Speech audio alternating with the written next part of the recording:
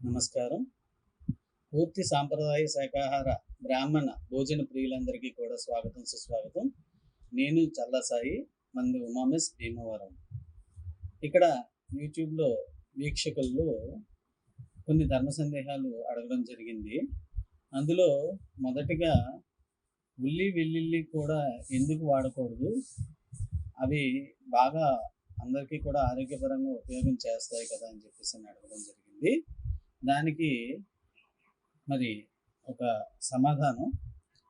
ముందుగా మన దగ్గర శాకాహార భోజనం, శాకాహార భోజనాల్లో కూడా 2 రకాలు ఉంటాయండి. అది శాకాహార భోజనం, పూర్తి సాంప్రదాయ శాకాహార భోజనం. అంటే శాకాహార భోజనంలో మనకి ఉల్లి వెల్లుల్లి అన్ని రకాల మసాలాలతో కలిపిన కూరలు అన్నీ కూడా భుజించవచ్చు. కానీ పూర్తి సాంప్రదాయ శాకాహార భోజనంలో ఉల్లి వెల్లుల్లి కొన్ని రకాల పదార్థాలు మసాలాలు కూడా నిషిద్ధం. వాటిని ఎందుకు నిషిద్ధం అనేది మన భగవద్గీతలో 17వ అధ్యాయం 9వ శ్లోకంలో సాత్విక ఆహారం ఏమిటి అనేది శ్రీకృష్ణ పరమాత్ముడు చెప్పాడు. అది కట్వం లలవనాత్యుష్ణ తీక్ష్ణ రూక్ష్మ విదాహినః ఆహార రాజసశ్యేష్ట దుఃఖ శోకమయప్రద. ఈ శ్లోకంలో 17వ అధ్యాయం 9వ శ్లోకం మీరు కూడా చూసుకోండి. ఈ శ్లోకంలో రజోగుణాన్ని ప్రేరేపించే పదార్థాలని మనం నిషిద్ధించాలి అనేది మరి ఆ శ్రీకృష్ణ భగవానుడే చెప్పాడు.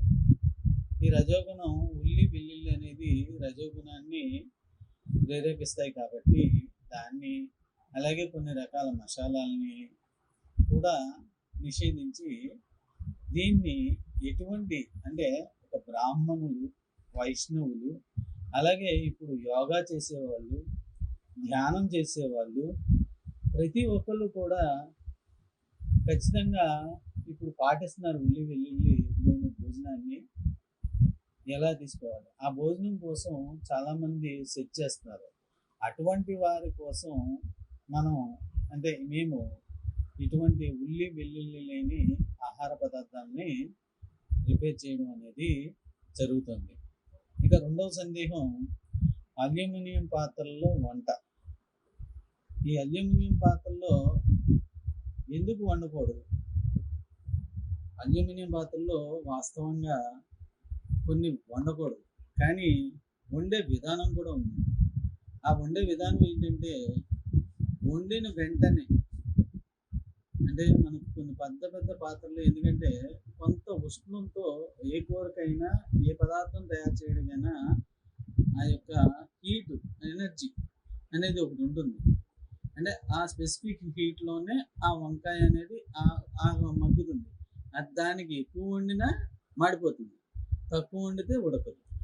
సో ఆ స్పెసిఫిక్ హీట్కి స్టెయిన్లెస్ స్టీల్ పాత్రలు వాడితే అవి కరిగిపోతాయి. సో అందు గురించి ఏంటంటే అల్యూమినియం పాత్రలు వాడడం జరుగుతుంది. ఆ వాడడం జరిగిన వెంటనే, కూర వండిన వెంటనే దాన్ని చక్కగా అడుగు మాడకుండా పైపైన మొత్తం అంతా తీసేసి దాన్ని స్టీల్ పాత్రలో చేయడం జరుగుతుంది. అలాగా అంటే మా వంతుగా కొంతవరకు, చాలా వరకు కూడా స్టీల్ పాత్రలు మా దగ్గర హాట్ బాక్సులు ఉన్నాయి. అన్ని రకాల పాత్రలు మేము వడ్డించేవి. అలాగే అరిటాకులో కూడా మేము ప్రతి వాళ్ళకి కూడా వడ్డిస్తున్నాము. కాబట్టి ఇవి గమనించగలరు. మీరు చేసిన సూచనలు చాలా చాలా చాలా అద్భుతంగా ఉన్నాయి. కాబట్టి ఇంకా మాలో ఎటువంటి మిస్టేక్లు ఉన్నా కూడా తప్పకుండా వాటిని మేము క్లియర్ చేసుకుంటాము.